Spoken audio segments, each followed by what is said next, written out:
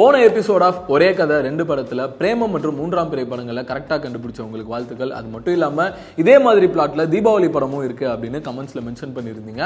சரி, இந்த எபிசோட்ல கெஸிங் ஸ்டார்ட் பண்ணலாமா? ரெண்டு படம் எடுக்க போறோம், ஒரே கதை தான். ரெண்டு படத்திலயுமே ஹீரோடைய கேரக்டர் சொல்லிடுறேன். ஒரு படத்துல ஹீரோ பால் வியாபாரம் பண்ணி குடும்பத்தோட ஒரு அமைதியான நிம்மதியான வாழ்க்கையை வாழ்ந்துட்டு இருக்காரு. இன்னொரு படத்துல ஹீரோ இட்லி கடை வச்சு ஒரு நிம்மதியான வாழ்க்கையை வாழ்ந்துட்டு இருக்காரு. ரெண்டு படத்திலயுமே ஹீரோவுக்கு ஒரு பணக்காரன் நண்பன் இருக்காரு.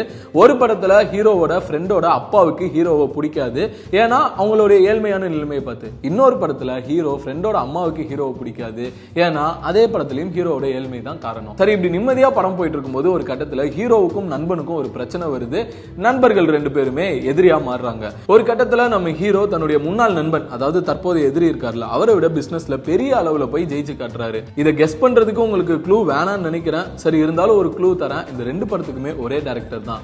என்ன படங்கள் அப்படின்றத நீங்க கண்டுபிடிச்சிருந்தீங்கன்னா கமெண்ட் பாக்ஸ்ல மென்ஷன் பண்ணுங்க.